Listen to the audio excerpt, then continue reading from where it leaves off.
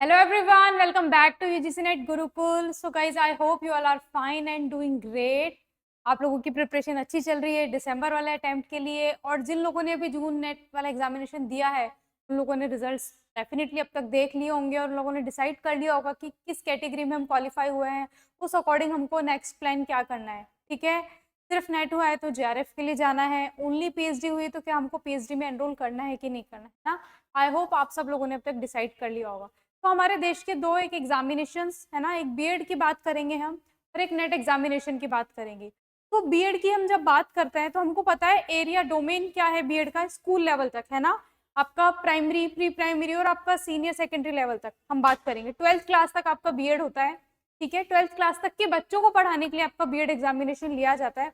वही हम UGC net की बात करते हैं तो आपका graduation, under graduation, post graduation वाले बच्चों को पढ़ाने के लिए होता है। तो सबसे मेजर डिफरेंस हम बात करेंगे नेट और बीएड में। तो नेट से हम कहाँ रीच आउट कर सकते हैं? कॉलेजेस में, ठीक है, इंस्टीट्यूट्स में, यूनिवर्सिटीज में। ठीक है, हायर एजुकेशन की जब हम बात करेंगे है ना, हायर एजुकेशन की जब हम बात करेंगे, हमको एपी के लिए जाना है, असिस्टेंट प्रोफेसर के लिए जाना है हमको, then associate professor, then professor, तो हम obviously UGC NET examination target करेंगे। ठीक है, देखो कोई भी एग्जामिनेशन को अपन यहाँ पे छोटा या बड़ा साबित करने नहीं आए कि भाई नेट छोटा एग्जाम होता है, बीएड बड़ा होता है, कोई फायदा। वैसे हम कंपेयर नहीं करें कि नेट के एडवांटेजेस डिसएडवांटेजेस, नेट बुरा है कि बीएड बुरा है, अच्छा कौन है दोनों में, ऐसा नहीं है। हमारी क्या रिक्वायरमेंट है, हम क्या चाहते हैं करना, हम कहाँ पहुँचना चाहते हैं, हम किन को पढ़ाना चाहते हैं, that is the main goal. अगर मुझे स्कूल वाले बच्चों के लिए पढ़ाना है तो मेरे लिए बीएड ही अच्छा है ना, मैं नेट क्यों करूँगी, राइट। अगर मुझे कॉलेज को टारगेट करना है तो मैं मिनिमम एलिजिबिलिटी क्राइटेरिया कॉलेजेस में पढ़ाने के लिए यूजीसी नेट है तो मैं ऑब्वियसली उस क्राइटेरिया को टारगेट करूँगी। तो पहले हमको ये डिसाइड करना है कि भाई हमको किस लेवल ऑफ एग्जामिनेशन को टीच करना है, किस लेवल ऑफ स्टूडेंट्स को टीच करना है। नेट बीएड बुरा तो कुछ है ही नहीं ना। देखो अपॉर्चुनिटीज कोई भी बुरी नहीं होती है, कोई एग्जामिनेशन बुरा नहीं होता है। It's all depend on our need है ना, हमारी जरूरतें क्या है, हमको किस चीज की रिक्वायरमेंट है एट प्रेजेंट है ना, बात सिर्फ उतनी होती है।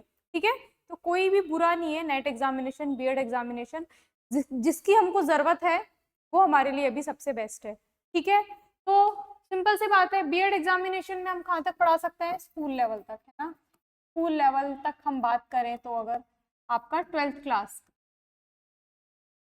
है ना, टिल 12th क्लास हम पढ़ा सकते हैं। यहाँ पे हम कॉलेजेस में पढ़ा सकते हैं, आपका यूजी पीजी वाले बच्चों को हम पढ़ा सकते हैं ना, इंजीनियरिंग वाले बच्चों को हम पढ़ा सकते हैं है ना, डिप्लोमा पीजीडीसीए है ना, यहाँ पे इन लोगों को हम टारगेट कर सकते हैं। तो मेजर डिफरेंस तो यही आ गया रीचेबिलिटी का। स्कूल लेवल हम फिनिश करते हैं तो हम कॉलेज में जाते हैं। ठीक है, तो वो स्कूल लेवल तक के लिए हमको बीएड रिक्वायर्ड है। आफ्टर स्कूल लेवल जो हमारा एग्जाम स्टैंडर्ड होता है, यूजी पीजी है ना, उनके लिए हमको नेट यूजीसी नेट रिक्वायर्ड है। अब यूजीसी नेट एक क्या है? मिनिमम एलिजिबिलिटी क्राइटेरिया है। क्या है आपका यूजीसी नेट? एक तरीके का मिनिमम एलिजिबिलिटी क्राइटेरिया है। किसके लिए? असिस्टेंट प्रोफेसर के लिए। ठीक है, असिस्टेंट प्रोफेसर इंडिया में अगर आपको असिस्टेंट प्रोफेसर के लिए जाना है तो एक मापदंड बना रखे हैं यूजीसी ने कि भाई नेट एग्जामिनेशन आप दो और आपने क्या कर लिया, मिनिमम क्राइटेरिया फुलफिल कर लिया, अगर आपका एग्जाम क्वालिफाई हो जाता है तो उसके बाद भी फर्दर आपको क्या चाहिए? अपने करियर में हाइक चाहिए। ठीक है, कॉम्पिटेटिव एज है तो मिनिमम क्राइटेरिया से काम नहीं चलेगा। आप जब किस कॉलेज में जाओगे पढ़ाने के लिए, बगल वाला कैंडिडेट के पास पीएचडी होगा, आपके पास नहीं होगा, तो आप एक तरीके से उसके लिए क्या कंसिडर होगे? बैकवर्ड है ना। उसको लगेगा कि नहीं, ये कॉम्पिटेटिव एज में ये बंदा हमारे लिए फिट नहीं है, पीएचडी वाला बंदा हमारे लिए क्या है, फिट बैठता है। तो ये तो मिनिमम क्राइटेरिया हो गया, लेकिन हमको आगे सक्सीड करना है तो हमको पीएचडी वगैरह करनी पड़ेगी, रिसर्च है ना, रिसर्च पीएचडी वगैरह करनी पड़ेगी, थीसिस वगैरह लिखनी पड़ेगी, बुक्स वगैरह लिखनी पड़ेगी। ठीक है, तो मिनिमम क्राइटेरिया है कॉलेज में पढ़ाने के लिए आपका यूजीसी नेट। वहीं हम बात करें है ना स्कूल लेवल पे पढ़ाने के लिए, तो मिनिमम एलिजिबिलिटी क्राइटेरिया क्या है आपका? बीएड हो गया, बैचलर ऑफ एजुकेशन हो गया। अब मिनिमम क्राइटेरिया तो हमने यहाँ पे भी फुलफिल कर दिया, उसके बाद एक्सेल होने में तो कमी नहीं है। एक्सेल होने के लिए हम यहाँ पे अपर स्टडीज कर सकते हैं। आपने बीएड कर लिया लेकिन आपने किसी सब्जेक्ट में नेट भी कर रखा है तो ऑफकोर्स आपको ज्यादा एडवांटेज नहीं मिलेगी अगर आप स्कूल लेवल पे भी टारगेट करोगे। तो देखो ये क्या है, एक मिनिमम क्राइटेरिया हम फुलफिल कर रहे हैं बीएड को करके, लेकिन उसके बाद भी हम नेट भी कर सकते हैं, कोई बुराई नहीं है, हम पीएचडी भी कर सकते हैं। ठीक है, ऐसा कोई रूल्स रेगुलेशन नहीं है। सबसे मेन चीज, कोई वैकेंसी आती है, कोई भी एग्जामिनेशन की वैकेंसी आती है, जैसे आपके भी यूपी में एलटी ग्रेड की आ गई, ठीक है, उसको पढ़ाने, उसके लिए आप एलिजिबल कब होगे? मान लीजिए उसने बीएड मैंडेटरी कर दिया, आप असिस्टेंट प्रोफेसर की तैयारी कर रहे हो, आप नेट एग्जामिनेशन की प्रिपरेशन कर रहे हो, लेकिन उस एग्जामिनेशन के लिए पर्टिकुलर आपको बीएड रिक्वायर है, तो वहाँ पे बीएड आपके लिए जरूरी हो जाता है।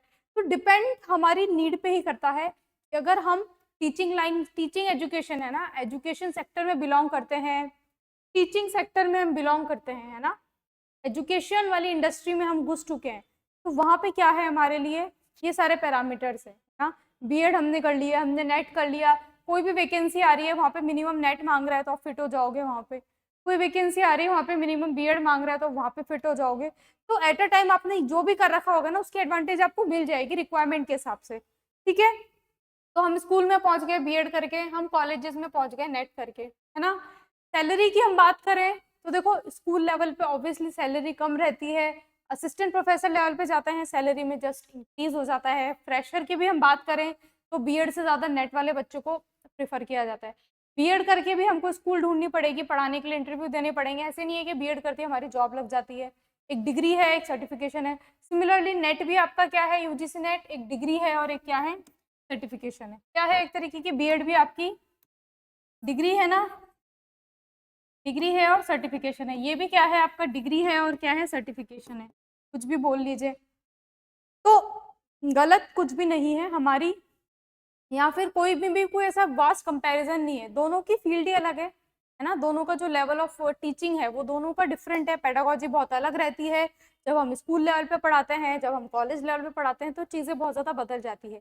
एक आप स्कूल लेवल वाले बच्चे से बात करोगे, एक आप कॉलेज लेवल वाले बच्चे से बात करोगे, है ना, फर्क है दोनों में, राइट। तो वहीं पढ़ाने के तरीके में फर्क आएगा, करिकुलम में आपका फर्क आ जाएगा, है ना। तो बीएड एग्जामिनेशन को हम स्कूल को टारगेट कर सकते हैं और नेट एग्जामिनेशन से हम किसको टारगेट कर सकते हैं, कॉलेजेस को टारगेट कर सकते हैं, ठीक है। तो यहाँ पे आपको क्या पोस्ट मिलती है नेट वगैरह वाले को, है ना, आपको असिस्टेंट प्रोफेसर वाली पोस्ट मिलती है, एसोसिएट प्रोफेसर आप बनते हो, यहाँ पे आप प्रोफेसर बनते हो, आप लेक्चरर आप बनते हो, है ना। आप एड हॉक फैकल्टी ऐसे ज्वाइन कर सकते हो, आप गेस्ट फैकल्टी ज्वाइन कर सकते हो, ठीक है। यहाँ पे आपको कौन से टीचर बनते हैं, आप टीजीटी टीचर हो गया, पीजीटी टीचर हो गया, प्राइमरी टीचर हो गया, है ना। तो मतलब ये काइंड ऑफ आपको पोस्ट वगैरह मिलती है। ऑब्वियसली हम स्कूल में गए हैं, कॉलेजेस में भी गए हैं, हमको पता है दोनों के बीच में मोटा मोटा फर्क क्या है। तो जस्ट बेसिक सा डिफरेंस हम ये ड्रॉ कर सकते हैं कि जिस लेवल ऑफ एग्जामिनेशन को हम टारगेट कर रहे हैं, है ना, तो टीचिंग लेवल क्या है ना, कहाँ तक हमको बच्चों को पढ़ाना है, क्या करिकुलम है। बट अभी कॉम्पिटिटिव एज है, मान लीजिए कोई वैकेंसी आ गई, अगर वहाँ पे बीएड मैंडेटरी है तो आपको फिर पछतावा होगा कि यार मैंने बीएड क्यों नहीं किया, है ना। कोई वैकेंसी आ गई एपी की, आप बोलोगे यार अब तो मुझे नेट कर लेना चाहिए। जैसे रिक्वायरमेंट तो चेंज होती रहेगी हमारी नीड के हिसाब से। अगर हम उस तरह की वैकेंसी को, हर तरह की वैकेंसी को टारगेट करना चाह रहे हैं इसमें हमारे टीचिंग करियर में, तो हमारे पास दोनों होने चाहिए। फिर कोई भी वैकेंसी की कभी भी हमको जरूरत पड़ सकती है, कोई भी वैकेंसी आ सकती है, तो हमको नेट की भी जरूरत पड़ सकती है, बीएड की भी जरूरत पड़ सकती है, राइट। तो यही कुछ बातें हैं आपकी नेट और बीएड के बारे में, ठीक है। क्या करना है क्या नहीं करना वो आपका डिसीजन है, आपकी रिक्वायरमेंट क्या है उस पर डिपेंड करता है, ठीक है। दोनों ही एग्जामिनेशन का लेवल अलग है, ठीक है। तो बुरे कोई भी एग्जामिनेशन नहीं है ना, इट्स अप टू हमारी रिक्वायरमेंट क्या है, हम कहाँ तक पहुँचना चाहते हैं, हमको क्या चीज़ चाहिए, है ना, उस पर डिपेंड करता है। तो इतना ही डिफरेंस है मेजरली नेट और बीएड में। बाकी आपसे मिलते हैं नेक्स्ट वीडियो में।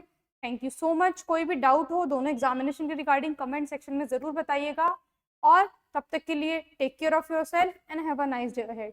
Thank you so much everyone.